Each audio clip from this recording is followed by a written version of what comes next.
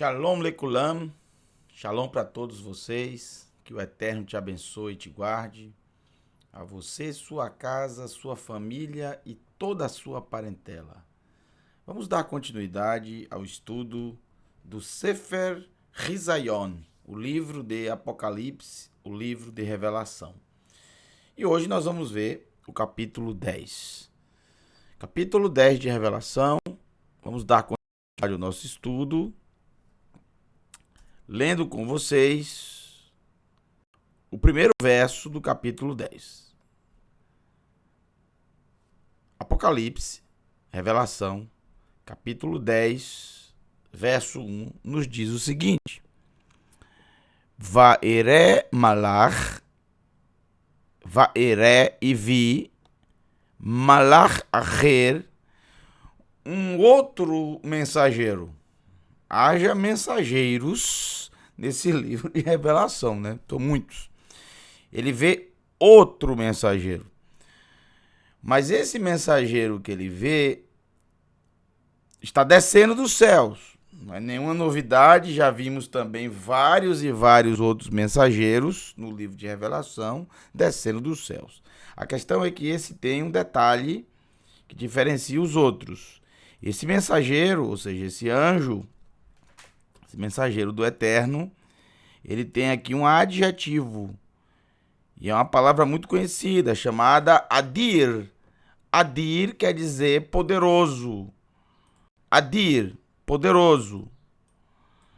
Então, esse mensageiro que desce dos céus, ele é poderoso. Adir, ele é poderoso.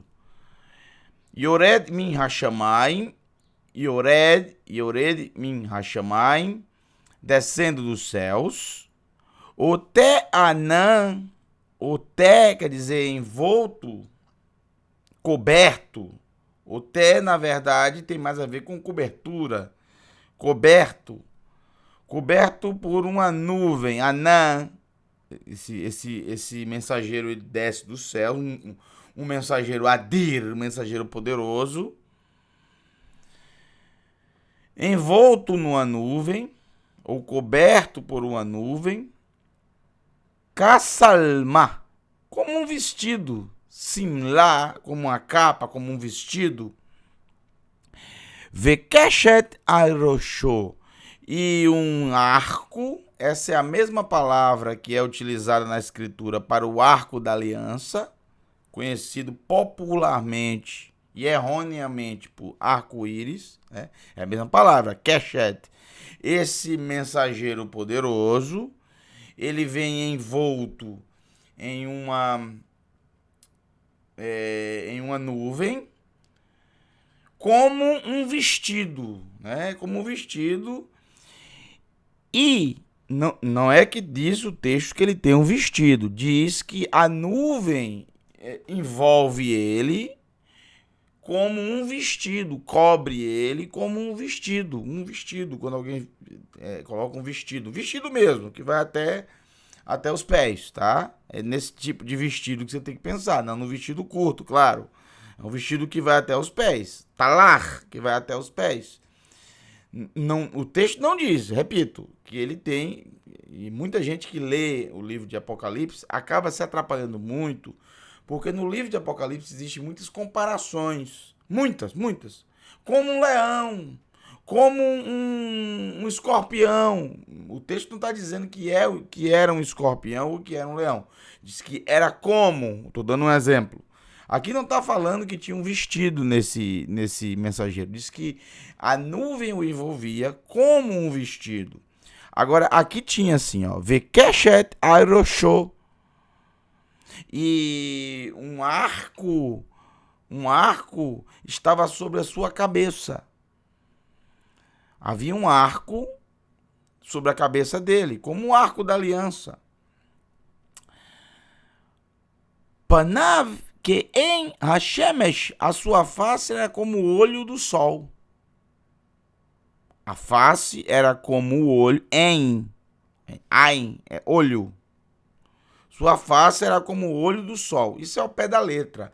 Mas esse termo, essa frase em hebraico, que ou como olho, Significa, traduzindo para o português, para você entender melhor, tem aparência de sol, entendeu? Tem aparência do sol, que é como aparência, é como eu olho e vejo algo e os meus olhos me faz pensar que eu estou vendo o sol. Hashemesh. Esse termo que conforme a aparência, né? É como os olhos veem. Às vezes você olha por uma coisa e o que você vê, você imagina que é outra coisa. Por quê? Porque é muito parecido. Por exemplo, você vê alguém na rua, uma pessoa, e pensa que aquela pessoa é um conhecido. Você olha e os seus olhos, o que você vê, o que você enxerga, é como se você estivesse enxergando aquela pessoa que está na sua mente. Aí depois você descobre que não era, que era outra pessoa. Então, não era aquela pessoa, mas tinha aparência. Aqui não está dizendo que a face desse mensageiro era o sol. Não, tinha a aparência do sol. E qual é a aparência do sol em si? Bom, a primeira aparência do sol, que vem na mente de qualquer pessoa, é que ele é redondo. Não é? Aí alguns vão colocar também uns... Isso aqui é totalmente fantasioso e fictício, você sabe, né? Porque isso aqui é uma representação dos raios, ou seja, da luz que ele emite. Não existe isso no Sol, né? No Sol não é assim.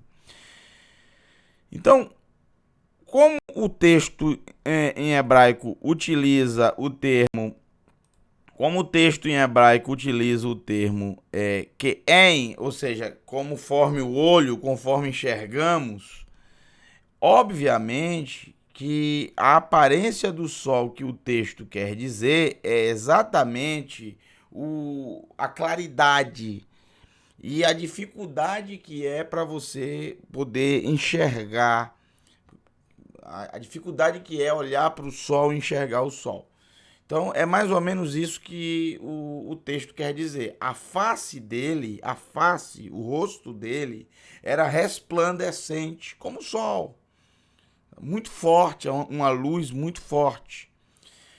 Além da face, também é dito veraglav e os seus pés, porém, em hebraico, a palavra regel não quer dizer apenas pé. O hebraico ele é um pouco complexo quando se trata justamente desse tipo de situação. Tanto mão como braço, tanto pé como perna. A palavra regel quer dizer pé, mas também quer dizer perna. É impressionante. Então, em hebraico, eu posso estar me referindo à minha perna está doendo e você ficar sem saber se eu estou falando da perna ou se eu estou falando do pé, porque é a mesma palavra. Então, é um pouco difícil você tentar entender se o Yohanan está referindo-se ao pé ou à perna, somente dentro de um contexto. E às vezes, mesmo dentro de um contexto, como eu dei agora um exemplo, é difícil, praticamente impossível. O meu pé está doendo, a minha perna está doendo. Então, não há contexto que... Eu tenho que ser mais específico nesse caso no hebraico. Isso é uma das provas claras, milhares que são no livro de Revelação, mas essa é uma das que com certeza Yohanan escreveu o texto em hebraico, ou ditou em hebraico, e foi traduzido para o grego. E quem traduziu para o grego não percebeu direito, por isso que eu coloquei aqui entre parênteses o termo pés, e coloquei, escolhi a palavra pernas, porque no grego pé e perna são coisas diferentes. No português eu tenho a palavra pé, eu tenho a palavra perna. No latim a mesma coisa, em todos, menos no hebraico.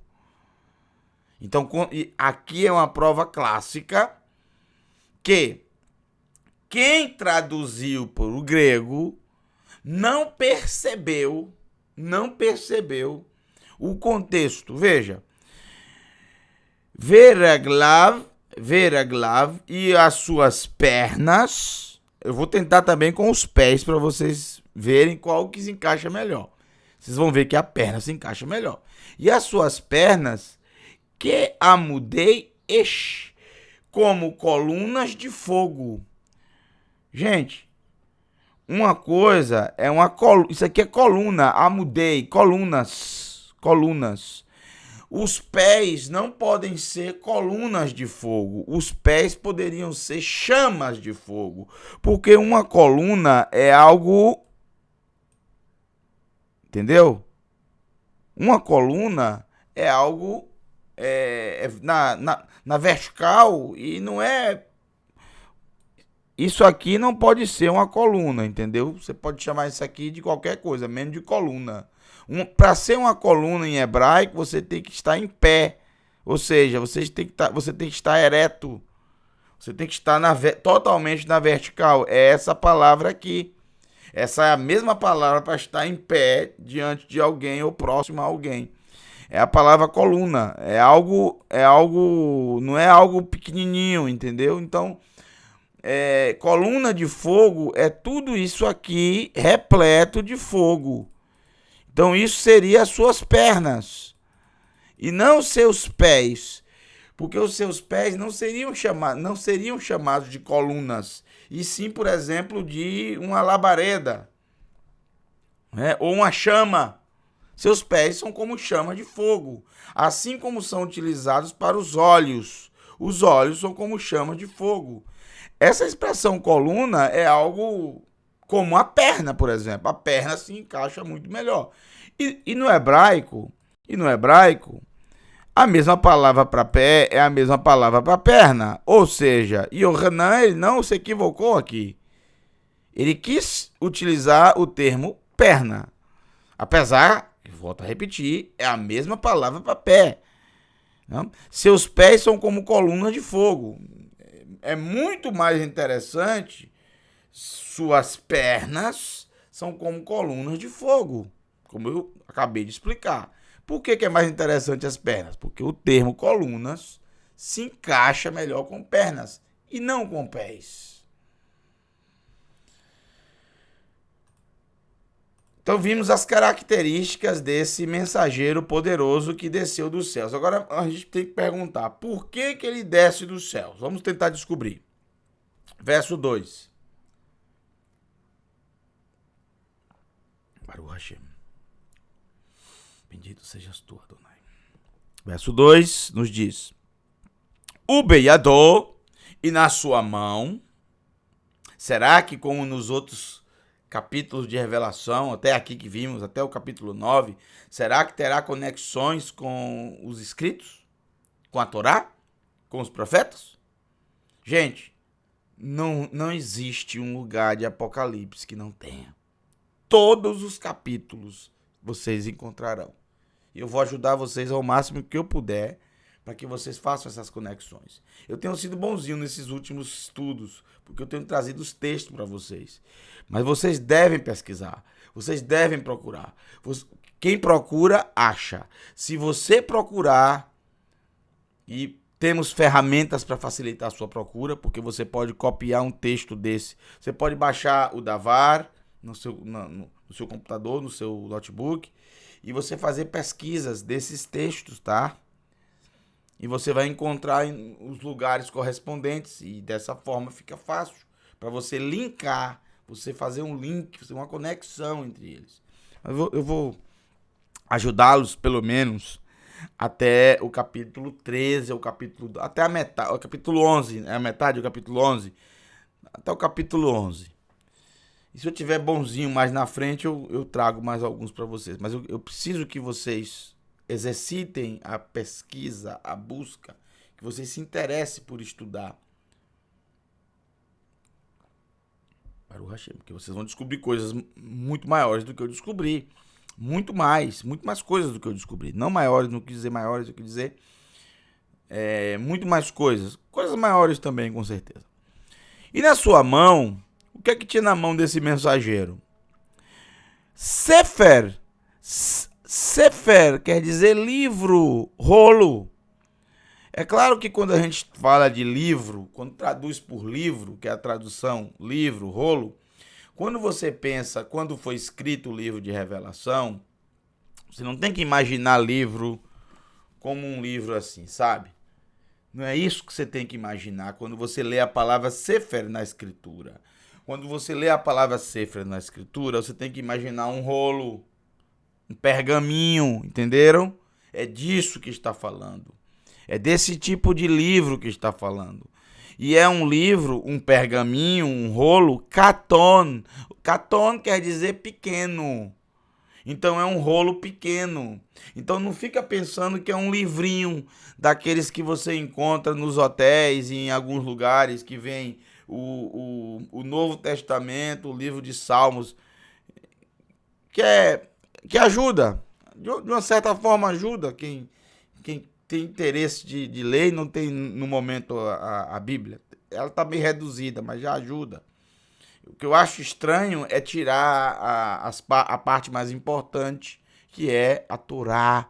A Torá é a parte mais importante da Escritura Sagrada. Sem a Torá não há o restante da Escritura. Sem a Torá, os profetas não têm nenhum tipo de utilidade. Sem a Torá não existem os escritos. Sem a Torá não existe, não se justifica os Ketuvim Natserim, os escritos nazarenos. A Torá é a base, é o ensino. É por isso que vem primeiro. Porque tem que ser estudado primeiro. Porque tem que ser dada prioridade, entendeu? Mas isso é só uma observação. Bom, é um pequeno rolo, então é um pequeno pergaminho. Isso quer dizer que não tem tanta coisa escrita assim nele, por isso que ele é pequeno. Não é que a letra é pequena, não é isso. Não é que o tamanho do pergaminho, o tamanho, que ele é muito estreito e muito... Não, nada disso. Ele é pequeno, um pergaminho é pequeno, ou Katan ou Gadol. Katan quer dizer pequeno, Gadol quer dizer grande. Ele é pequeno ou grande pela quantidade de linhas que ele possui. Então, quanto mais linhas tem esse rolo, maior ele fica. Se o texto diz que esse rolo é pequeno, isso quer dizer que não tem tantas linhas assim. Para ser um sefer, ele foi escrito algo. Não existe um livro que não tem nada escrito. Então, para ser um livro, ele foi um pergaminho, um rolo, ele foi escrito. Tem coisa escrita, porém, pouca coisa. Ou não como um rolo, um sefer da Torá, o Sefer Bereshit, o livro de Gênesis, por exemplo. Não tem como ser o livro de Gênesis, que é muito grande, nem o livro de Shemot, nem o livro... Mas, por exemplo, que tal a gente citar, por exemplo, o Sefer Ovadiah, o livro de Obadias? Tem um capítulo só, né? Tem pouca coisa escrita. Mas será que seria como o livro de Ovadiah, o livro de Obadias? Eu ainda acho o Sefer Ovadiah grande no que se refere a esse termo aqui. Por quê? Porque se você pegar o rolo do livro de Obadias, você vai perceber que ele é mais ou menos desse tamanho aqui. Né? Vocês estão vendo na câmera. Mais ou menos assim. Tá? Aí tem as linhas até o final. Então, eu não considero isso tão pequeno assim. Agora, eu vou dar uma opinião. Eu não posso afirmar com toda certeza, mas com referências que a gente vai ver nos profetas, que a gente vai ler alguns textos, a gente pode chegar a uma conclusão. E eu vou dar aquilo que eu acredito que seja esse pequeno rolo, tá? Vocês vão ver que faz algum tipo de sentido. Vamos lá. Eu vou apenas ajudá-los a chegar a um entendimento.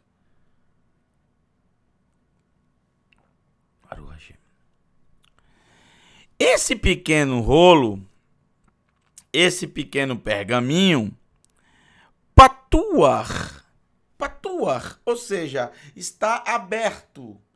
O que significa isso? Não quer dizer que é um livro que está aberto. Olha, minha filha colocou aqui o marcador, a foto dela.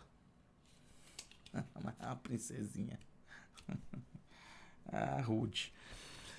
Então, não quer dizer que é um livro que abriu. Não. O que quer dizer um rolo aberto? O rolo, quando você termina de ler, você enrola ele, coloca um selo. Porque se você não colocar um selo ou um fechamento, ele acaba desenrolando. E aí é muito complicado você poder armazená-los. São muitos rolos, entenderam? Então, esse rolo não está com selo, ele tá aberto. Ele é pequeno e ele está aberto. Vayatseg et regalou. Vayatseg et regalou. Novamente a palavra é regal. Agora aqui, perceba, pode ser pé, pode ser perna, mas você vai observar que fica muito mais, tem muito mais, a compreensão cai muito mais aqui em relação ao pé e não à perna. Faz muito mais sentido ser o pé aqui, como também em outras coisas que a gente vai ver. Por exemplo, Vayetzeg et regalou, colocando o seu pé, Hayamit al ama hayam. Vayetzeg et raglo, Hayamit al hayam. Colocando o seu pé sobre o seu pé Hayamit da direita, Yamit, esmola, esquerda. Colocando o seu pé da direita, ou seja, o seu pé direito, al, sobre hayam, sobre o mar. Por isso que eu digo que aqui faz muito mais sentido pé e não perna, né? Você não tem como colocar a sua perna direita sobre o mar. Isso aí faz muito mais sentido o pé direito.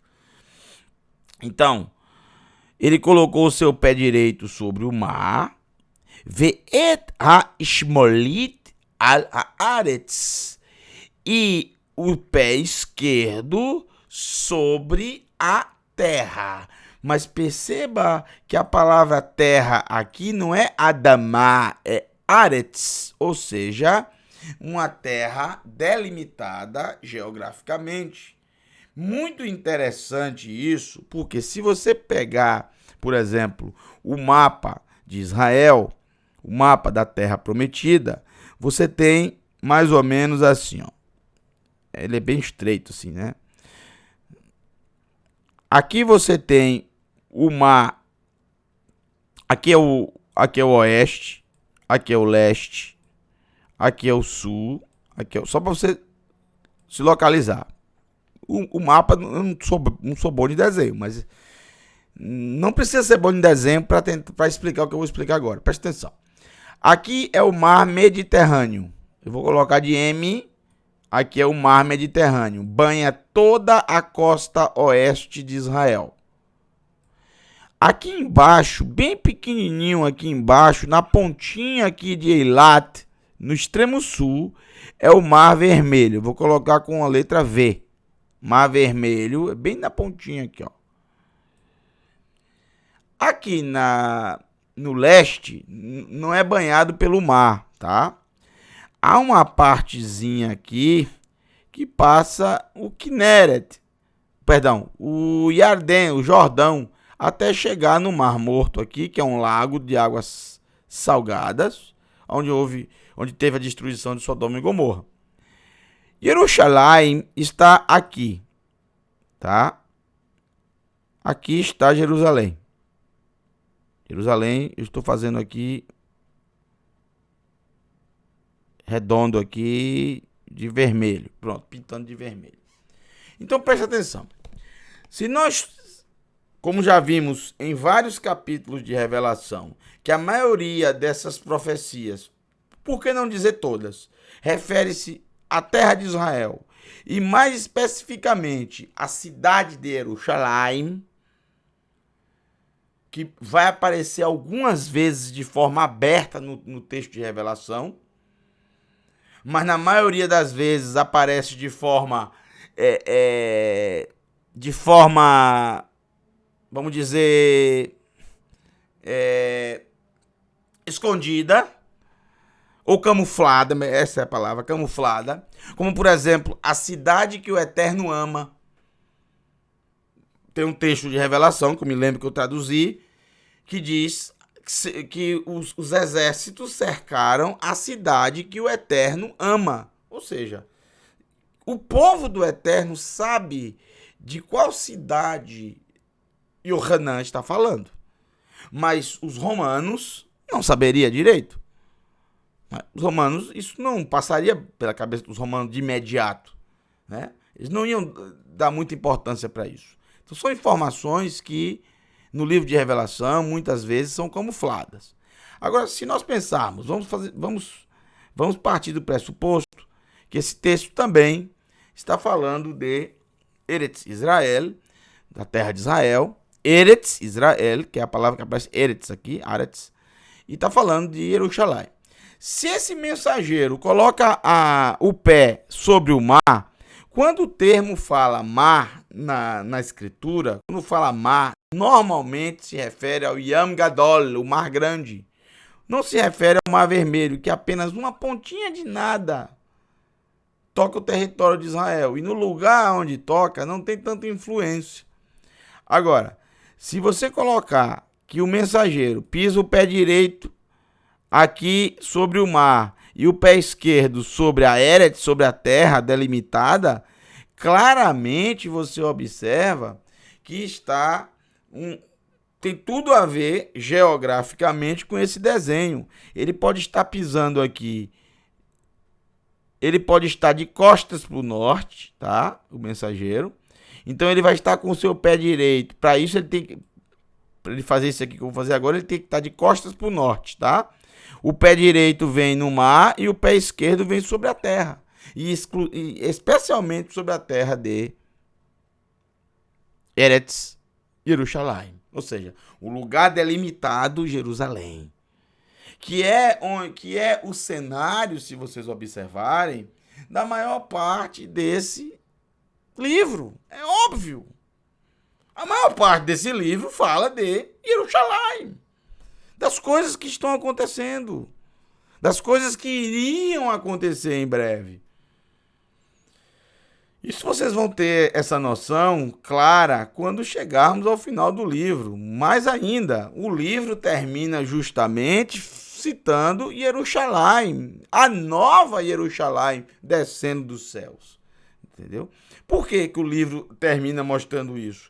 Para dar aos leitores exatamente a certeza que as coisas ruins, entre aspas, que as tragédias, as catástrofes que aparecem no livro não são comparadas à maravilha que será a nova Jerusalém. Mesmo que esteja decretada para essa cidade a destruição do seu próprio templo, como aconteceu no ano 70, e o livro foi escrito antes, com toda certeza.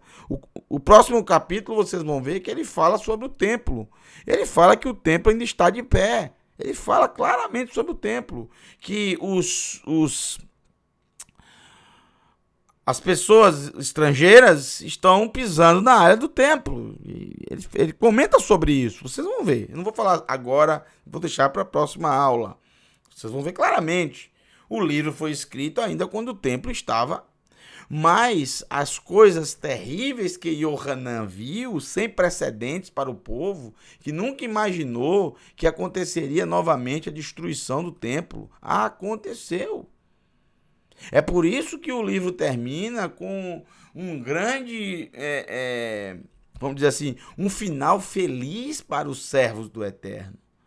Uma mensagem que vale a pena amá-lo, seguir os seus caminhos, obedecer os seus mandamentos, se apegar a ele, confiar nele, porque o final, mesmo que a Jerusalém, o templo tenha sido destruído, Não importa. Não precisaremos de templo no futuro. Por quê? Porque o eterno será o templo, ele disse. Também não precisaremos reconstruir a cidade, porque a cidade descerá dos céus, a nova Jerusalém. Ou seja, a Jerusalém completamente nova, restaurada, da parte do Eterno, ou seja, feita pelas mãos do Eterno, não mais por mãos humanas. São essas mensagens que o livro passa e que a gente tem que estar atento a isso. Então, claramente, Yohanan faz uma descrição incrível. Esse mensageiro ele pode estar claramente com o pé direito sobre o mar e o pé esquerdo sobre a terra. Eretz, veja, não é Adamá, é Eretz. Então, é um espaço delimitado geograficamente, específico. Baruch. Você pode dizer, mas Eretz também pode envolver todas as nações. Né? Normalmente, quando diz todas as nações, o termo traz Kol Haaretz, todas as terras. Mas aqui não fala sobre isso. Sobre a terra, ou seja, sobre a terra delimitada. Não sobre o mundo, porque quando é mundo é Olam, todo mundo, todo o universo, todo o espaço. Mas não há problema você querer acreditar que trata-se do mar, todos os mares que existem e todas as terras que existem. O complicado sobre isso é que existem muitas terras porção seca, em que são ilhas, existem muitas ilhas, e os continentes a maioria dos continentes estão separados. Então não dá para o pé do anjo estar em todas as terras, um pé só está em todas as terras ao mesmo tempo, sem tocar na água. Por exemplo, não tem como o pé esquerdo dele estar sobre todas as terras, todo o planeta, sem tocar na água. Não tem como. Então não seria um pé, seria vários pés, seriam 6 pés, um para cada continente. Não faz sentido. É óbvio que está se tratando aqui de uma terra delimitada. Eu não tenho dúvida disso. Mas não há problema você acreditar como você quiser acreditar. Verso 3.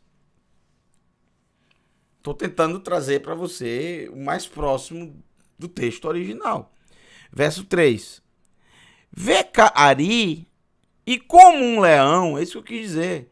Aqui não está dizendo que esse mensageiro que desceu dos céus, envolto numa nuvem, que é como se ele tivesse vestido com um vestido, né? Essa nuvem é como um vestido que envolve o corpo, como a nuvem estava, com um arco sobre a cabeça, a face como o sol, e as suas pernas como colunas de fogo. É desse mensageiro que estamos falando, que carrega na sua mão um pequeno rolo. É muita informação.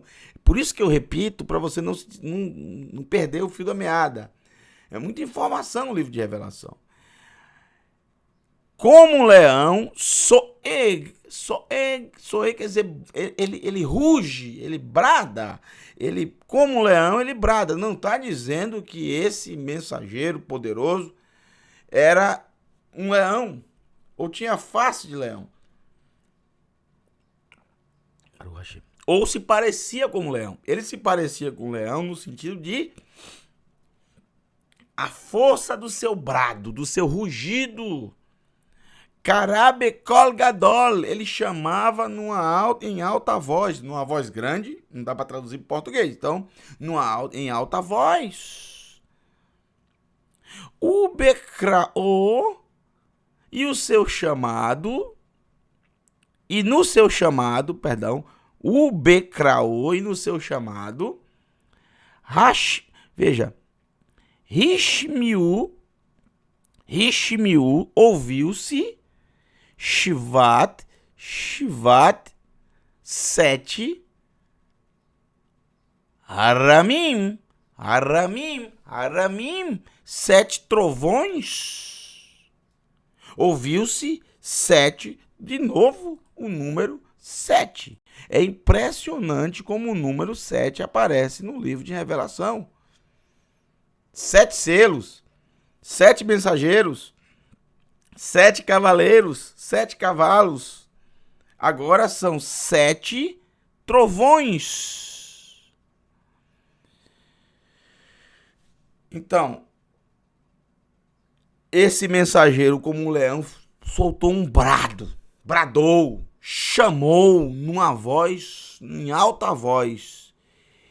E no seu chamado foram ouvidos, se escutaram, ouviu-se nesse brado, nesse chamado dele. O que é que se ouviu no chamado dele? 7 trovões.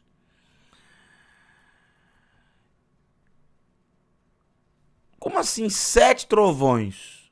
O som de 7 trovões? Não. São 7 trovões, mas estes trovões, Kol Dvarim, voz das palavras, ou voz de palavras.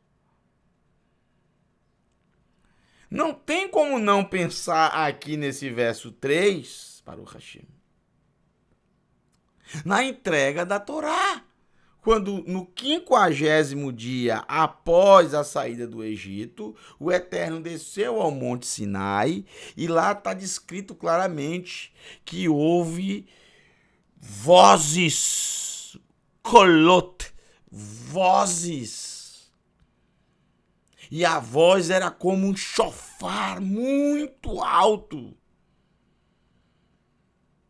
E ouviu-se trovões, relâmpagos, fogo e principalmente Aseret Hadvarim, as 10 palavras ditas pelo Eterno, ao mesmo tempo, em 70 idiomas diferentes, as 70 línguas que foram divididas lá em Babel. Quando houve Babel, Babilônia, quando houve a Torre de Babel, infelizmente teve aquele fato, por causa dos pecados, por causa da construção dessa torre, o Eterno dividiu as línguas, porque todos falavam uma única língua, uma única linguagem. E é exatamente essas palavras que vocês estão ouvindo aqui, as palavras em hebraico. Era a única linguagem que existia. Depois disso, foram repartidos em 70 idiomas diferentes. É por isso que o livro de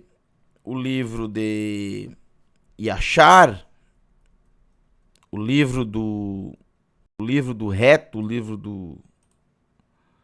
livro apócrifo de Yashar, descreve no capítulo 9, verso 32, o seguinte: que o Eterno disse aos 70 anjos que estavam diante dele, aos que estavam perto dele, vamos descer e vamos confundir as línguas, que um homem não entenda a língua do próximo. E ele fez isso com eles. Então, e por que 70? Porque exatamente cada um ficou encarregado, obviamente, de uma língua diferente, de uma língua específica. E isso lá no Monte Sinai, quando estavam ali não só o povo de Israel que falava o hebraico, mas ali estavam pessoas de todas as nações da terra que saíram junto, aproveitaram o momento e saíram junto com o povo do Egito. Eles ouviram cada um na sua própria língua. Esse mesmo evento acaba se repetindo claramente no capítulo 2 do livro de Atos, nos escritos nazarenos. Quando ali está escrito no capítulo 2, judeus de todas as nações debaixo do céu. Naquela festa de Shavuot. E Shavuot são 50 dias após Pêssar. E o que é que se comemora em Shavuot? A entrega da Torá pelo Eterno. O Eterno entregou. E foi nesse momento que se ouviu trovões. Mesma coisa, gente. E através do fogo eles falaram em línguas diferentes posso dizer claramente, em 70 idiomas diferentes, as palavras do Eterno. Que palavras? As 10 palavras. E cada um ouviu, os que estavam embaixo, na parte de baixo, os judeus, cada um ouviu na sua própria língua de nascimento, cada um numa língua diferente. Cada um na sua língua. Dentre as 70 línguas diferentes. Não tem como não pensar nisso. Ainda mais quando ele cita que o rolo é um rolo pequeno. Se você pegar a Aseret HaDevarim, eu já fiz isso, eu já estudei minuciosamente e no nosso canal vocês encontram isso, né? As 10 palavras maravilhosas. Na parte da Gemátria também, na aula de hebraico, no 3º módulo, vocês vão encontrar também. Principalmente na raiz 8, vocês vão encontrar as 10 palavras claramente. Eu trago letra por letra, são 620 letras. 620 letras. Então, 620 letras. São poucas linhas. Quantas linhas? 10 linhas. São 10 linhas. 620 letras. Então, é um rolo pequeno, sim. Isso sim é um rolo pequeno. Se encaixa. Se for a Aseret HaDevarim, se encaixa.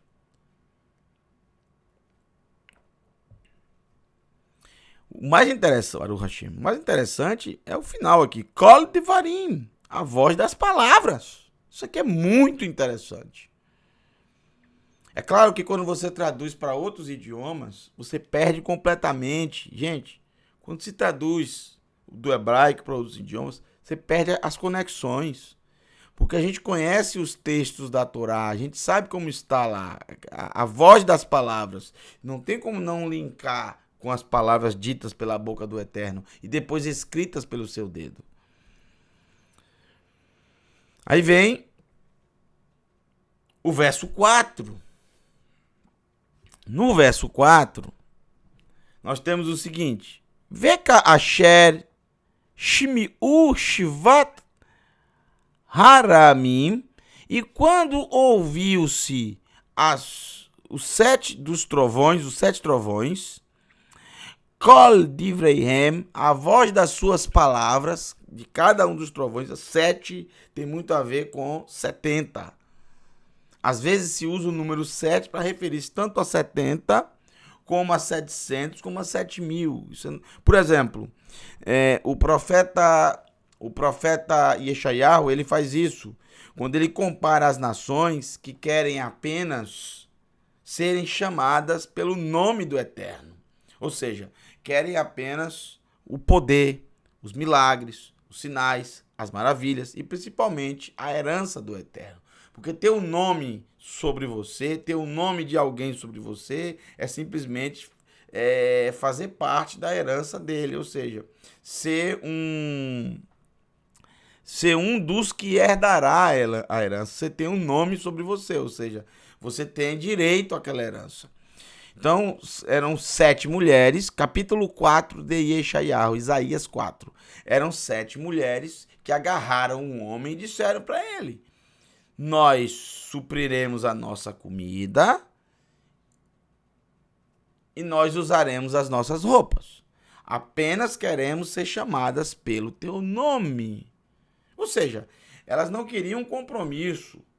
Elas não queriam que aquele homem as assumisse como um marido de fato e ter toda a intimidade com elas, fornecendo para elas, inclusive, como está na Torá, pão e roupa. Ou seja, elas não queriam, não quero o pão e não preciso de roupa, eu vou usar as minhas próprias roupas. São as nações que querem, na verdade, apenas a herança, os sinais, as maravilhas, os milagres, as bênçãos do Eterno, mas não querem o seu pão, o seu alimento e as suas roupas, os seus costumes, os seus ensinos. Bom, quando você ouviu a voz dos 7 trovões, as palavras deles,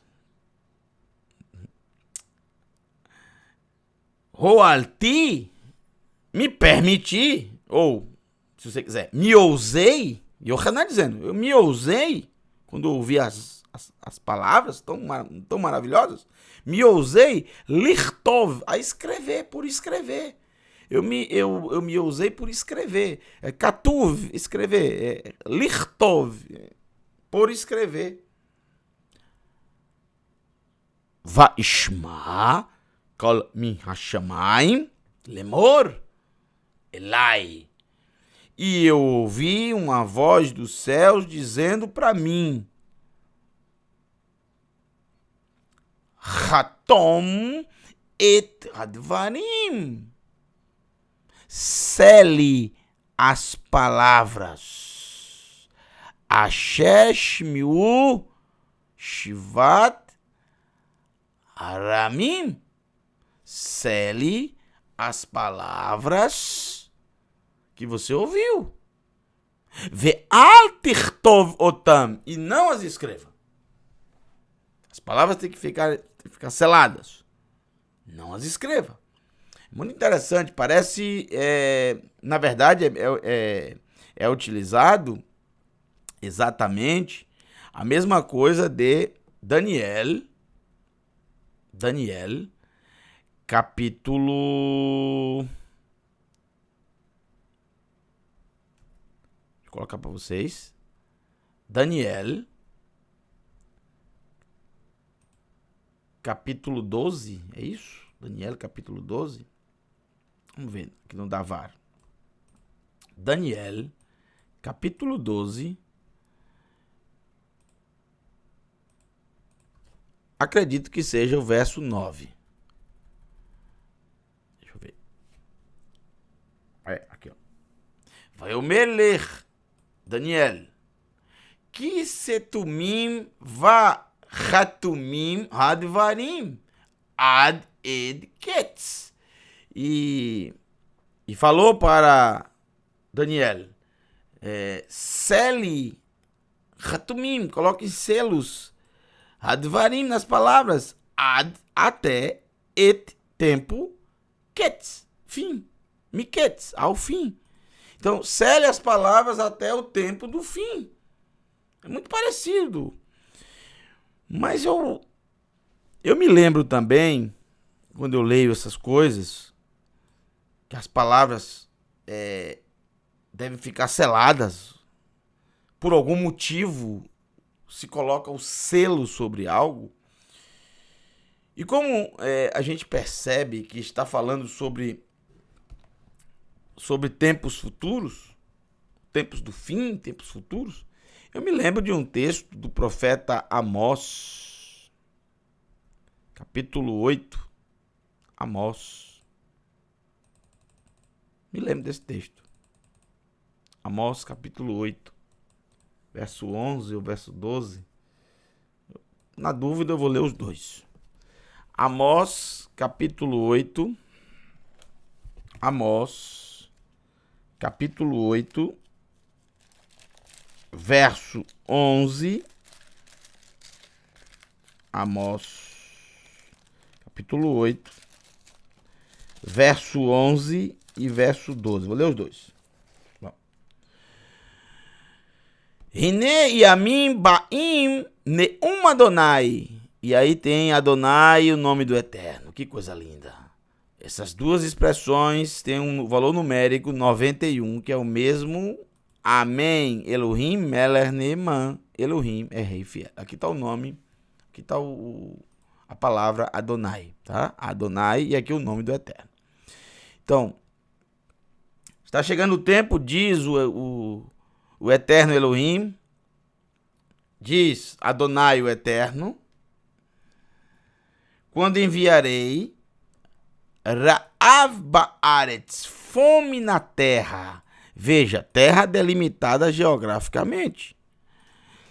Não a fome de pão. Lo ra'av lalechem, não fome para o pão. Velot sama lamaim, e não sede para as águas. Não fome para o pão e não sede para as águas. que im lishmoa et divrei Adonai. Que coisa linda. Mas, por ouvir as palavras de Adonai. Essa será a fome e essa será a sede de um determinado de determinados dias, que está no plural. E a mim, dias. Essa será a fome e essa será a sede de determinados dias que chegarão, diz Adonai, o Elohim eterno. Não uma fome de pão por pão e não uma sede por águas, e sim por ouvir as palavras do Eterno. Verso 12.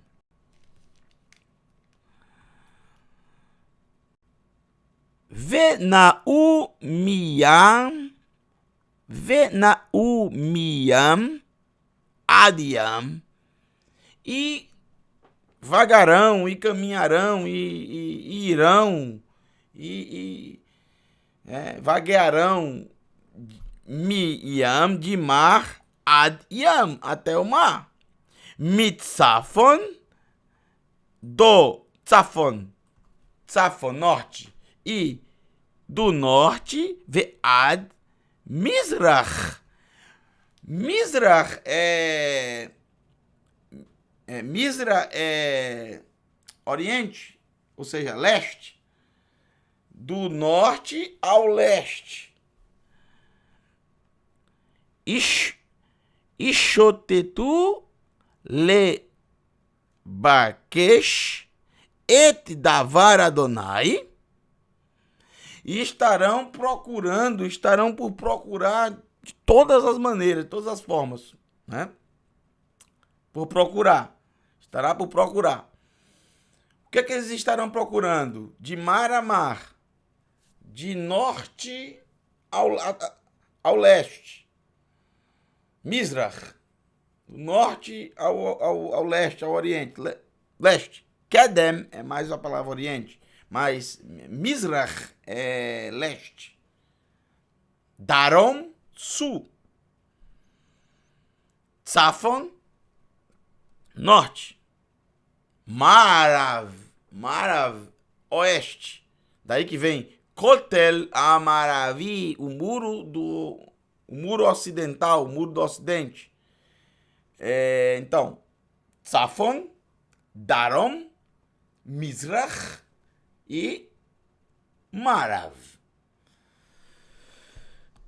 Eles vão procurar. O que eles vão procurar? Et devar Adonai, a palavra do Eterno. Velo imitzau. E não encontrarão. Plural. Plural e futuro. E não encontrarão. Eles não encontrarão.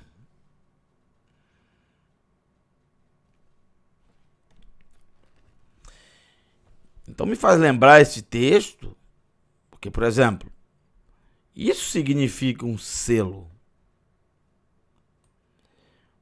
O que é, para que servia o selo quando se fala dos tempos antigos? Não tem nada a ver com os dias de hoje, já expliquei. Selo não tem a ver com colocar numa carta e fazer uma postagem. Selo tem a ver com fechar, com lacrar. Com lacrar, você enrola todo o pergaminho e coloca um selo em volta, normalmente de barro, de argila. Para você ler, você tem que romper o selo, você tem que quebrar o selo, tá? Então, o selo é para que ninguém possa ler. Se você tiver com um rolo e o rolo estiver fechado, não tem como ler.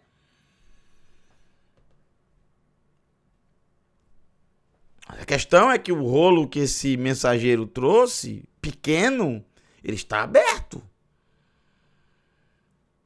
Agora, por que Yohanan não podia escrevê-lo? Só ouvir. Por que ele não podia escrever? Porque, na verdade, o que os 7 trovões estão falando não significa que é exatamente o que está naquele rolo. Porque o rolo está aberto. Se o rolo está aberto, não faz sentido a determinação do Eterno para Yohanan não escrever, apenas ouvir. Mas o que ele está ouvindo é a voz dos 7 trovões. Será que o que eles estão falando é exatamente o que está escrito no pequeno rolo? Vamos continuar lendo para a gente chegar a essa conclusão. Aí vem o verso 5.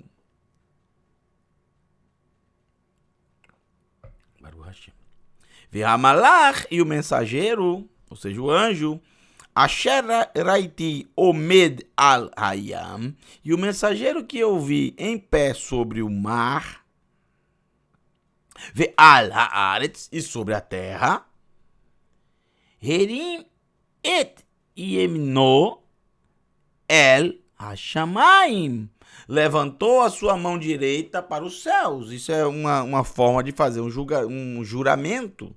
Normalmente, quando aparece essa expressão na escritura, é quando se faz um juramento. Veja, exatamente isso. Vai chavar. A palavra juramento tem a ver com Sheva. Shin, Bet, Ain. A palavra juramento tem a ver com Sheva, com 7. Por quê? O que é que tem a ver o número 7 com juramento? Assim como a palavra também Shavua, semana, tem a ver com a palavra Sheva, é a mesma raiz. Por quê? Porque uma semana só é semana se houver Sheva Yamim, 7 dias. Uma coisa está ligada à outra. Semana, número 7 e o número juramento. Isso fica mais interessante porque como eu falei sobre as 10 palavras que foram entregues 50 dias após a saída do povo do Egito no Monte Sinai, e celebramos a festa chamada de Pentecostes, mas na verdade o nome é Shavuot. Shavuot nada mais é que o plural de Shavua. Essa palavra aqui.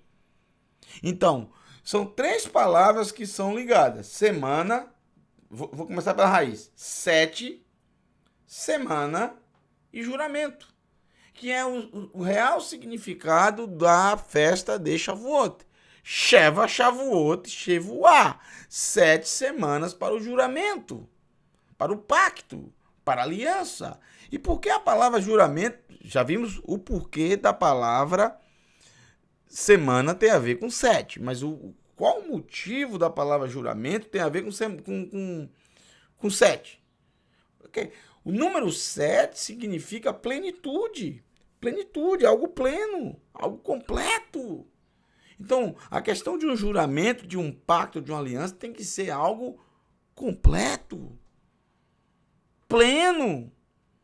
É por isso que não se pode fazer um juramento, porque se não cumpri-lo, cometemos um grave pecado. Na verdade, ao fazer um juramento, ao fazer uma promessa, só o Eterno pode prometer. Porque só ele tem a capacidade de cumprir. Nenhum de nós temos, porque não sabemos o dia de amanhã.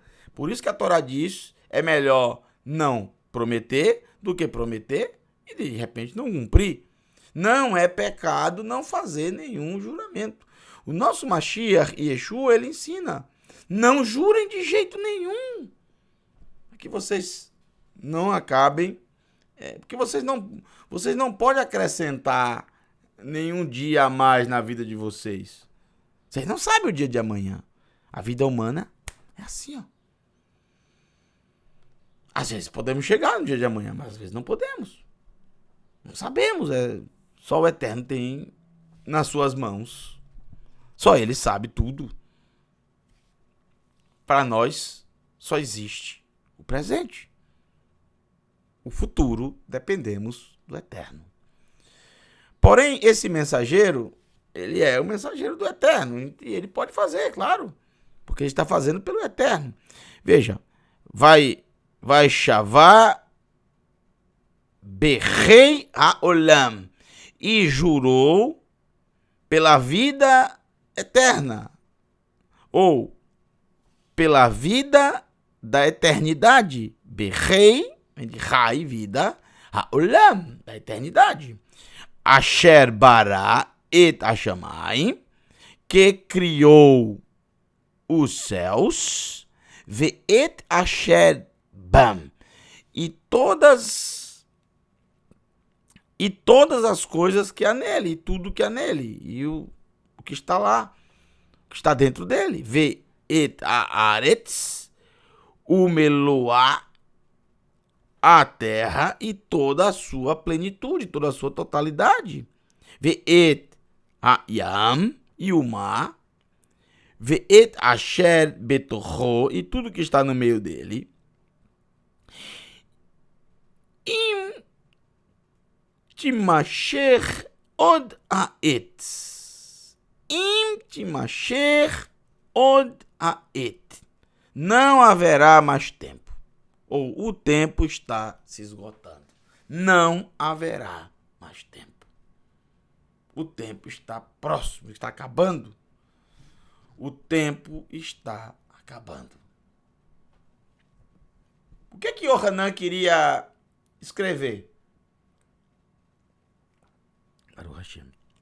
O que será que ele ouviu e queria escrever e não escreveu? Ninguém sabe até hoje o que Yohanan ouviu. Sabe por quê? Porque não escreveu. Porque se Yohanan tivesse escrito, ele teria descumprido a voz que veio dos céus. E, obviamente, essa voz veio do Eterno. Ou enviou para o mensageiro que enviou para Yohanan, mas que veio, a ordem veio do Eterno, claro, óbvio. Todo o livro de revelação, todo o roteiro desse livro foi dado pelo trono do Eterno, que entregou a seu filho Yeshua, que entregou a seu mensageiro e que entregou a Yohanan. Então, obviamente que nós não sabemos o que realmente os 7 trovões falaram. Porém, de uma coisa temos certeza, e foi jurado por esse mensageiro que está desde o começo, o mesmo do início do capítulo 10. Que está com o seu pé direito sobre o mar e o pé esquerdo sobre a terra. Uma coisa ele jurou: o tempo está se esgotando. Isso quando Yohanan ouviu essas palavras. Mas o que será que ele ouviu? E teve que guardar para si. E queria muito escrevê-las. Ele já ouviu muitas coisas. Mas é interessante que em todas as vezes que ele ouvia atentamente e uma voz dizia para ele: escreva isso. E ele ia lá e escrevia. Ele não ouviu a voz escrever, ele queria escrever. Porque foi algo que chamou muita atenção dele. O que será que falou? O que será que essas 7 vozes falaram? Não sabemos. Não tem como saber. Por quê? Porque ele foi proibido de escrever. Há um selo sobre isso. E não foi escrito, porque se ele escrevesse, ele teria descumprido. Seria um absurdo. Então não temos como saber. Por que o Eterno não quis que ele escrevesse? Porque o Eterno queria mostrar algo somente a ele nesse momento. O Eterno queria que somente ele ouvisse isso. Verso 7. O livro de Revelação é maravilhoso por isso, porque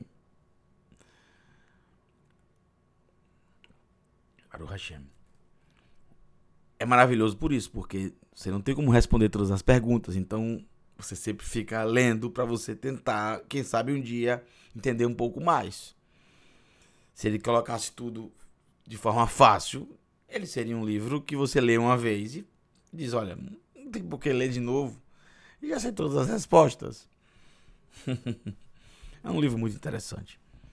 Faz a gente pensar bastante, faz a gente pesquisar, faz a gente olhar a escritura com outros olhos. Faz a gente dar mais valor dá mais valor aos textos dos profetas, dos escritos. Revelação 10, verso 7. Esse é o texto mais difícil de Revelação. Ou um dos mais difíceis. Não o texto em si, mas as palavras que tem nele. Porque é muito complicado traduzir esse verso. Quebrei muita cabeça já com esse verso.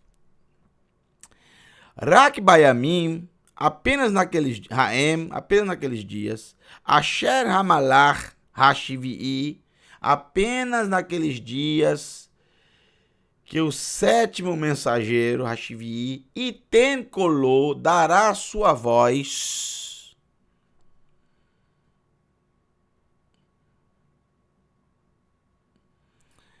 Ve'ioel, isso que é muito difícil, porque a palavra Ioel é exatamente quando você coloca numa busca, por exemplo, você vai ver Ioel, olha só. Ioel. Então vamos lá. Eu vou colocar para vocês aqui no Davar, pra vocês verem a dificuldade que é esse texto. Eu vou fazer uma busca aqui no Davar da palavra Ioel, ok? Então vamos lá. Yud, Rolen Vav, Aleph, Tse e Lamed, Yoel.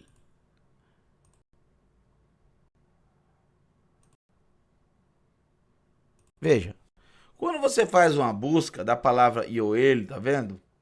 Vocês vão observar uma coisa. Em todo o Tanar, de Bereshit a Divrei Hayamim Bet, de Gênesis a 2 Crônicas, todo o Tanar, Torá, profetas e escritos. Vocês vão ver que quando aparece a palavra Ioel escrito da forma que está aqui, que é a mesma forma que está no livro de Revelação, vocês vão ver que em todos os lugares a palavra Ioel significa o nome de alguém, é o nome de alguém. É o nome, veja. Bechor, Ioel, e o primogênito, Ioel. Ioel 1, claro, tá falando dele. Para Ioel ben Petuel, o filho de Petuel. Palavra do Eterno que veio para Ioel, filho. Nehemiah, Esdra, capítulo 10, verso 43, Ioel aqui, né, é o nome da pessoa.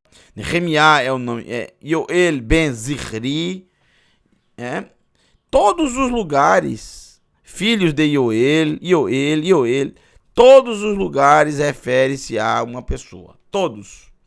100%. É daí que realmente vem essa grande dificuldade. Por quê? Ainda bem que o hebraico, a língua hebraica, os nomes, eles possuem significados. Os nomes, eles também têm significados. E isso é a facilidade do hebraico, né? Porque, nesse caso aqui, obviamente que não está se tratando não está sendo citado o rolo de Ioel. Será que está falando do rolo de Ioel? Joel? No capítulo 9, a gente viu bastante o rolo de Ioel, não é verdade? O livro de Joel.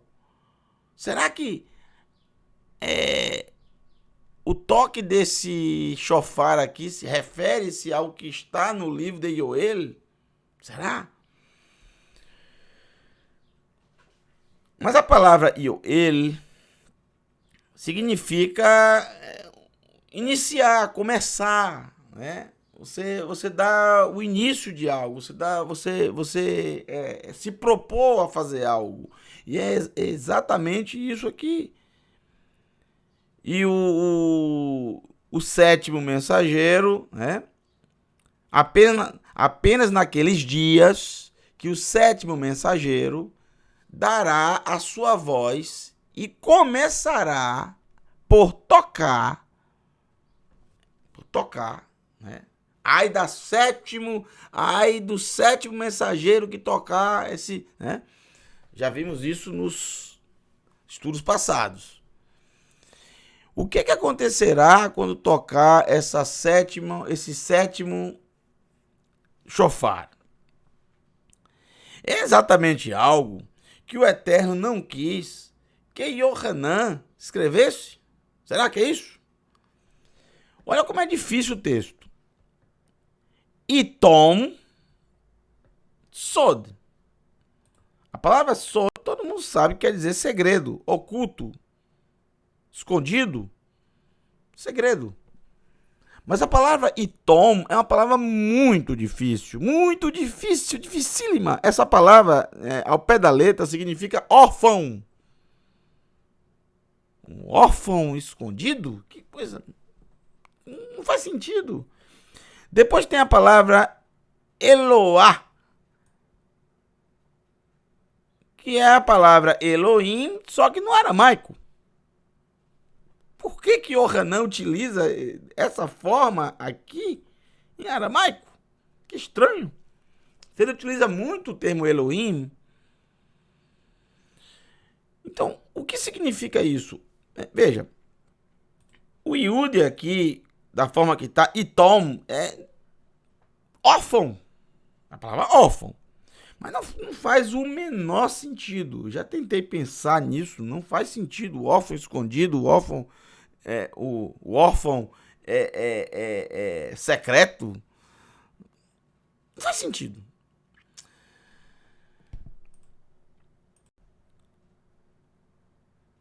Essa palavra pode ser a raiz tam, o tav e o mem. A palavra tam significa íntegro. Íntegro. Algo íntegro. Esse termo é utilizado apenas uma vez em toda a Escritura, da forma que está aqui, no livro de Irmeiahu, Jeremias. E lá, Irmeiahu não, é Irmeiahu, deixa eu ver se é Irmeiahu, viu? Pronto. Vou colocar para vocês verem, pronto. Itom Yeheskel, perdão. Apenas no livro de Ezequiel, no capítulo 47, verso 12, é que vai aparecer o termo igualzinho como está no livro de Apocalipse. Um texto muito complexo também, e um texto muito interessante, que fala justamente de uma árvore que dá fruto todos os meses. Olha que interessante. Um fruto todos os meses. Isso é muito interessante, porque é uma descrição também do livro de Revelação, né? Uma descrição do livro de Revelação. Ainda fala das suas folhas, muito interessante. É o que está no livro de Revelação, capítulo 20, se eu não me engano. É capítulo 20? Capítulo 20. Início do capítulo 20, né? Acho que acredito que seja isso. Minha mente não está... Então, aqui, Velo Itom Priu. Veja, não tem sentido ser órfão a palavra. Mas faz sentido se eu colocar dentro do que eu imaginei. Ser a raiz tam. Tav, mas mesmo, quer dizer íntegro. E fruto, o seu fruto. Ou seja, o seu fruto não será íntegro.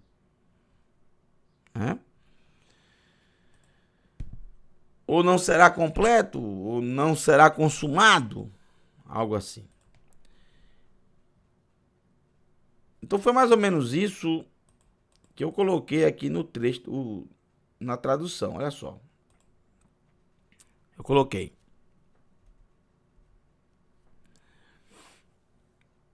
Itom Sod Eloá, a consumação secreta de Elohim. Conforme Ka'asher Bissar et Avadav Haniviim. Conforme as notícias, Bessar, daqui vem Besserot, notícias no plural. Conforme as notícias, ou a notícia, ou a nova, as novas dos profetas, dos servos do Eterno, dos seus servos, os profetas. A consumação secreta. Que consumação é essa? A destruição, né? O que a Escritura chama o dia do Eterno. O dia da ira do Eterno. A destruição de todo o sistema que existe no mundo. A consumação do tempo do ser humano na Terra. Do seu reinado sobre a Terra. E virá, como muitos acham que já demorou muito, que não chegou, que não vai chegar. Pode pensar que está demorando, mas vai chegar.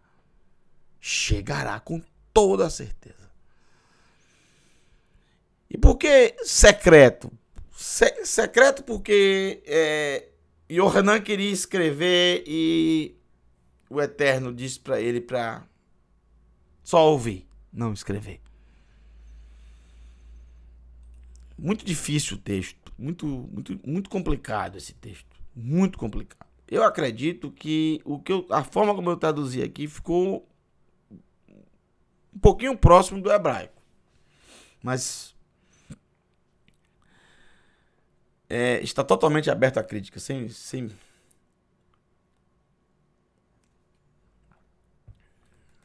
Claro que essa tradução aqui eu fiz baseada a tradução de Ezequiel, capítulo 47, que eu mostrei a vocês. É uma palavra muito difícil. Se você pegar essa palavra aqui e colocar no dicionário, hoje é a palavra órfão. É a palavra órfão. Como também na escritura é a palavra órfão. Mas a palavra órfão na escritura não está assim, porque normalmente não aparece órfão na escritura, aparece órfãos, ou seja, no plural. Sempre no plural. Normalmente não aparece viúva, e sim viúvas. Aparece viúva também na escritura. Órfão não, aparece mais órfãos. Baruch Hashem. Verso 8. Antes do verso 8, conforme as novas dos seus servos, os profetas. É interessante que eu me lembro do texto de Daniel. Tem um texto de Daniel, não tem que ele fala sobre isso. A gente sempre lê esse texto na festa de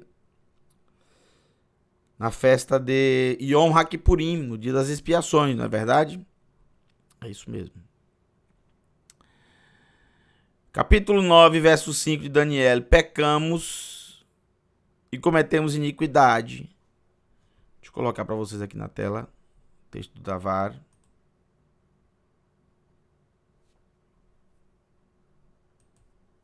Daniel. Escritos. Não é profeta. Não é considerado. Não está na parte dos profetas. E sim escritos. Daniel, capítulo 9, verso 5. Pronto.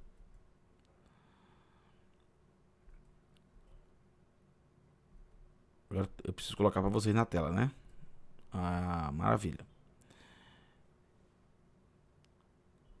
Daniel, capítulo 9. Deixa eu abrir aqui para ler com vocês junto.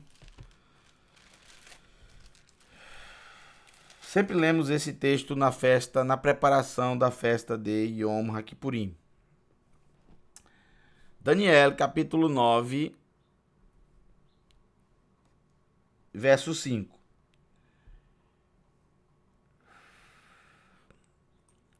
Ratano, pecamos.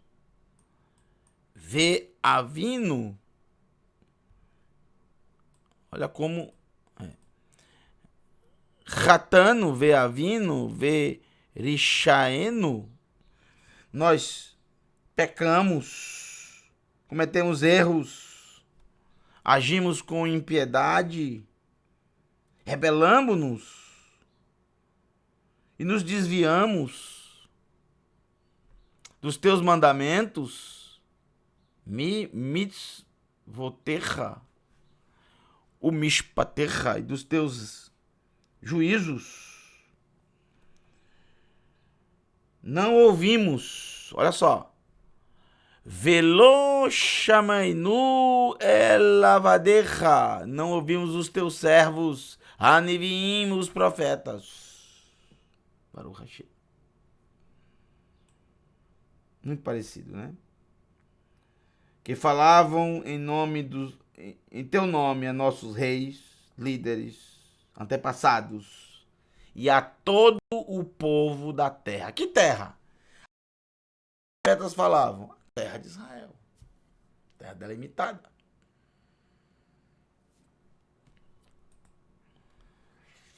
Os teus servos, os profetas, não deram ouvidos aos que os servos do Eterno, os profetas, falaram. E o que é que os profetas falavam para eles? Para eles voltarem para a Torá, para eles abandonarem os pecados e voltarem para os ensinamentos do Eterno, praticarem a Escritura Sagrada.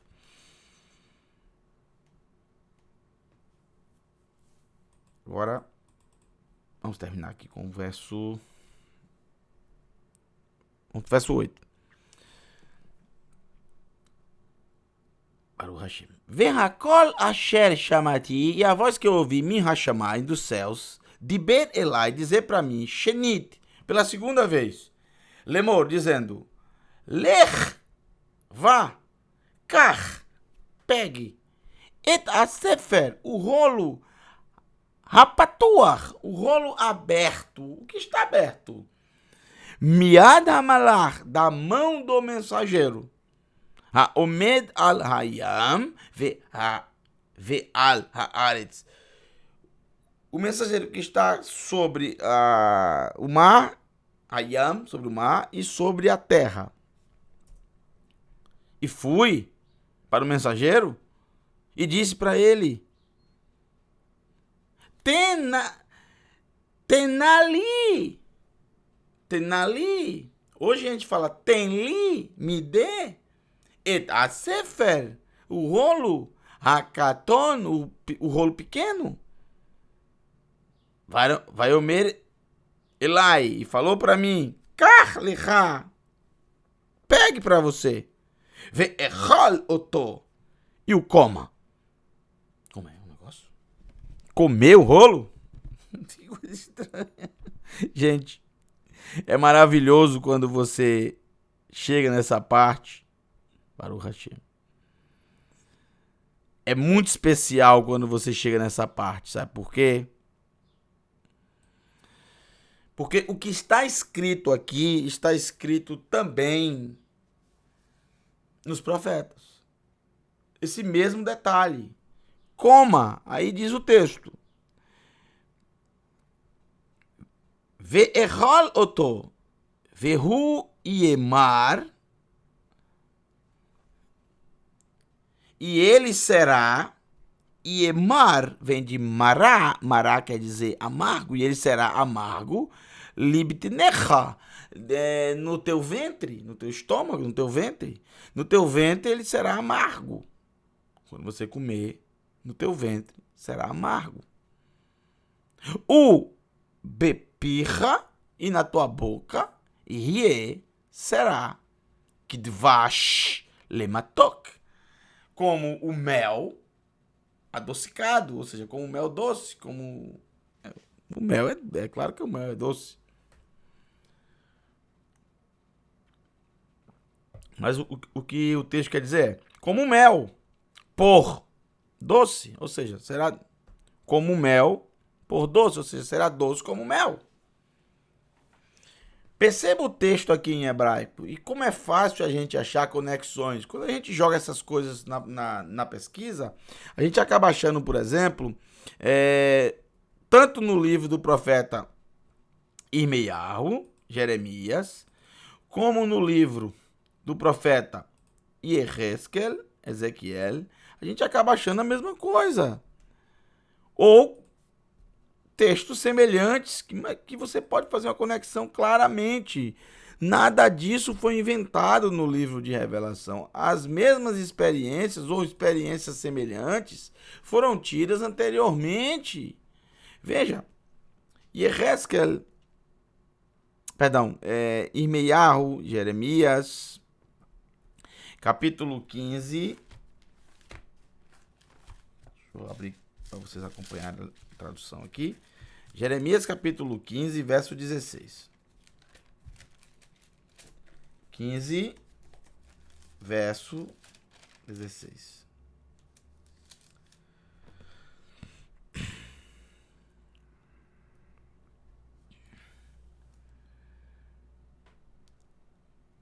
Nimtseu devarecha, e encontrei as palavras.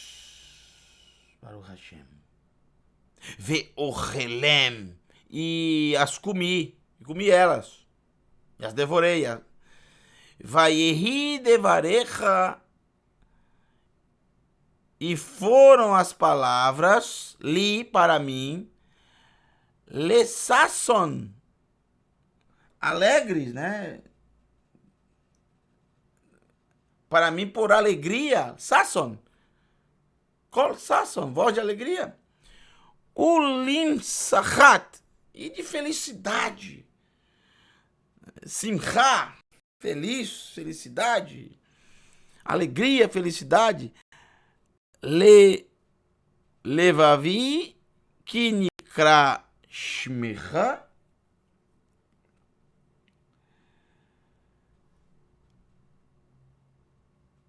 Levavi, no meu coração, pois... A tradução está toda errada aqui, não vou nem ler.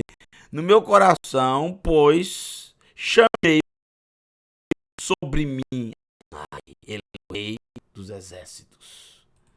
Chamei o teu nome sobre mim, Adonai dos exércitos. Aí depois vem o verso, capítulo 15, verso 16. Ele comeu as palavras, né? Agora, capítulo 2, verso 8 de Ezequiel. Vamos ver. Olha que interessante. Capítulo 2. A tradução estava realmente complicadíssimo acompanhar. Bem diferente. Capítulo 2, verso 8. Olha só. Ve'atá ben Adam, e você, filho do homem, Shema et asher ani medaber. Ouça o que eu vou falar, elecha contigo. Ouça o que eu disser a você. Não seja rebelde como esta casa rebelde. Abra sua boca e coma o que eu estou prestes para dar a você. Não seja rebelde como esta casa. Que casa? A casa de Israel. Coma o que eu estou prestes para dar para você. Eu falei para vocês no começo sobre as 7 mulheres que dizem, eu não preciso dar pão para gente. Eu suprirei o meu próprio pão. Não quero o seu pão. Eu só quero o teu nome. E é exatamente o que acontece. O que aconteceu no passado, o que acontece hoje, o que sempre vai acontecer. As pessoas, como um todo, a sociedade, o mundo, esse sistema, eles querem os milagres, querem os prodígios, as maravilhas, as bênçãos, mas não querem o pão do Eterno, ou seja, a palavra do Eterno. Olha o verso 9 que diz. Ve'ere, e eu vi, ve'rinei, de repente, Yad Shelucha Elav. E de repente, uma mão que se estendeu para mim, né? Segurando Megillat Sefer, segurando um rolo. E aí? Ele o abriu diante de mim, estava coberto com escritos de ambos os lados. Os escritos eram de lamentos prantos e ais. Aí vem o verso do capítulo 3. Capítulo 3. Ele me disse, ser humano, coma o que você vê diante de você. Muito parecido com o que está lá em Revelação, né?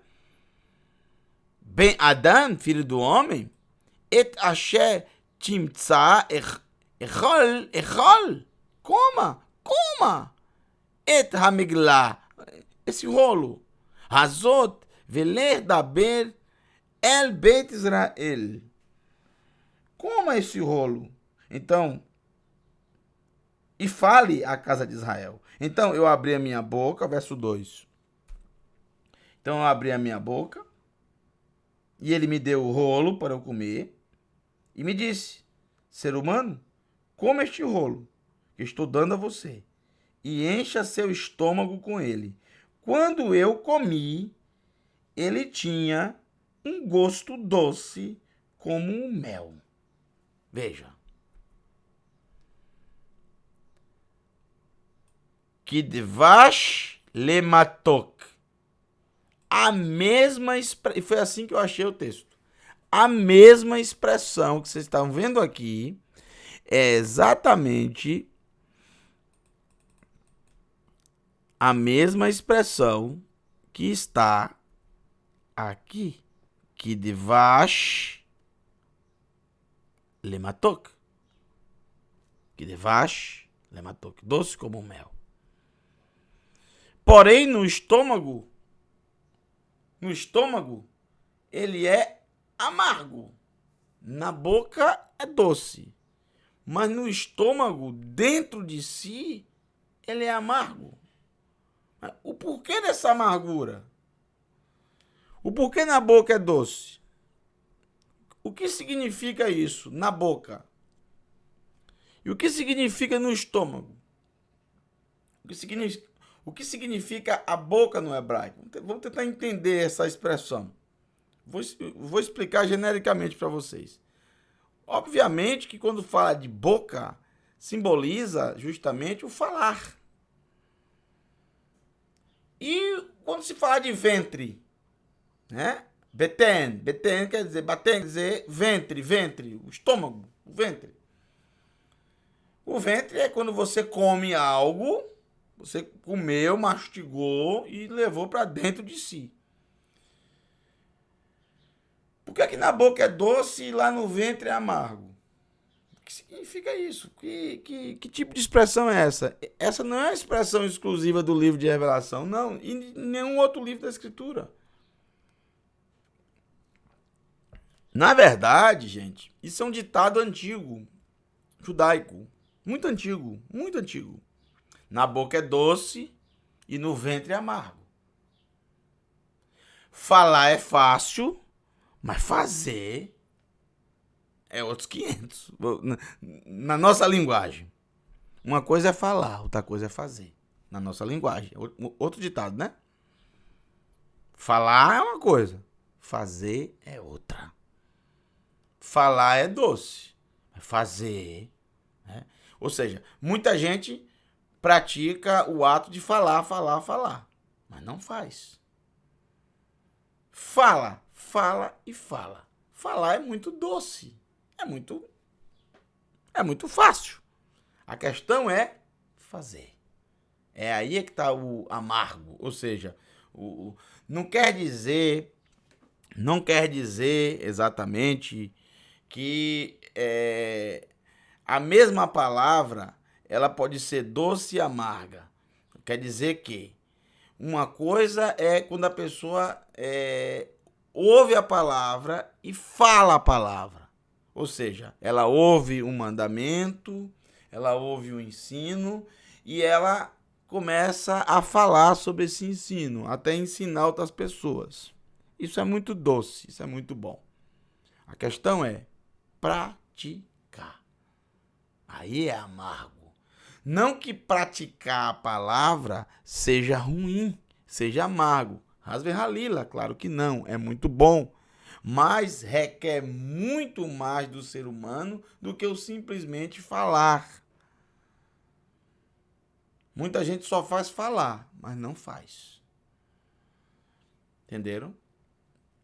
Esse é o ditado. Agora vamos para o texto. Será que Yohanan está utilizando esse ditado, que é facilmente entendido pelos leitores antigos do hebraico? Será que ele está usando esse ditado? Quando eu coloquei na minha boca, é muito doce. Mas quando chegou ao estômago, era amargo. Na verdade, ele começa dizendo que no estômago, o próprio... É o mensageiro que diz, no teu estômago ele vai ser amargo. Mas antes de ir para o estômago, primeiro vai para a boca, depois para o estômago. A boca é doce, mas no estômago é amargo. E o estômago é quando você já comeu, mastigou e levou para dentro de si. Ou seja, você já concluiu o processo de comer, de devorar. Ou será que ele não está citando esse ditado, e sim dizendo que para algumas pessoas, ou para alguns, essa palavra será doce, mas para outros ela será amarga. Porém, essa é uma boa interpretação também, claro, mas é meio difícil de separar as pessoas, pessoa que para uma pessoa é doce, para outra é amarga, porque é Yohanan que come. Então a gente está falando de Yohanan, não de outras pessoas. Muito difícil, né? A questão é que nos profetas não aparece a parte amarga, sempre aparece a parte doce. Ou, uma outra coisa também, será que nesse rolo tem partes amargas e partes doces? Será que tem palavras boas e palavras amargas? Será que algumas linhas do rolo são doces e outras linhas são amargas? Porque nós vimos anteriormente no texto dos profetas que tinha ais, né? Tinha lamentações. Verso 10. Vamos terminar. E peguei o pequeno rolo da mão do mensageiro e comi ele. E foi na minha boca como um mel, doce. Mas foi amargo ao meu estômago depois que eu comi ele. Na minha boca foi doce, mas quando chegou ao meu estômago, foi amargo.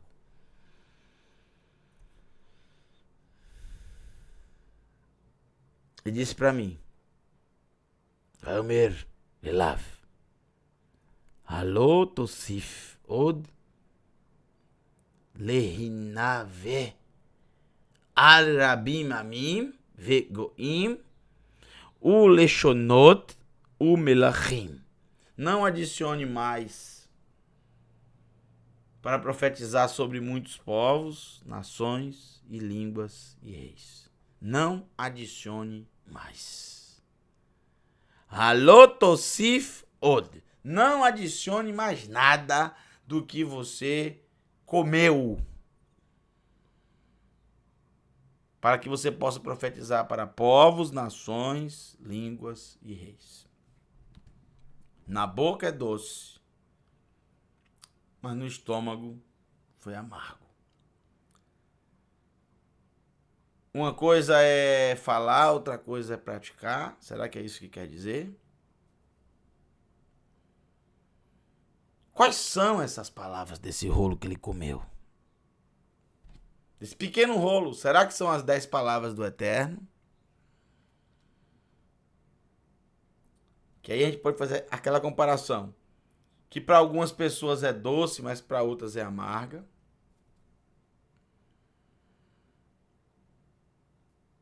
Será que está tratando dos mandamentos? Que muitos mandamentos para as pessoas são doces, mas alguns são amargos, como o Shabat, por exemplo.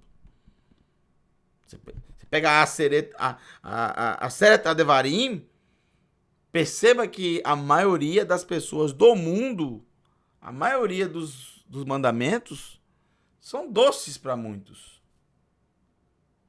Não estou dizendo que eles praticam, mas a maioria eles dizem, olha, tá certo. Não pode adulterar, não pode mentir, não pode matar, assassinar, não pode levantar falso testemunho, não pode cobiçar o que é do próprio, tá certo. Agora, quando se trata do Shabat, é amargo para muitos. Isso é um exemplo. Finalizamos o capítulo 10. Eu espero que eu tenha ajudado um pouco vocês a decifrar pelo menos um pouco do texto de Revelação. Esse é o desejo do meu coração. Que não tenha sido em vão esse tempo que estivemos aqui. Que o Eterno tenha falado ao teu coração. Que você possa ter visto muito mais coisas e até ver muito mais coisas no texto e nos textos dos profetas que eu não consegui ver. Esse é com toda a humildade, é o que eu peço ao Eterno. Próxima aula, próximo encontro, se o Eterno assim nos permitir, será no capítulo 11 de Apocalipse. Que o Eterno te abençoe e te guarde. Laila Tov. Shalom para todos vocês. Baruch Hashem. Abençoado seja o Eterno, Criador de todo o universo. Baruch Hashem.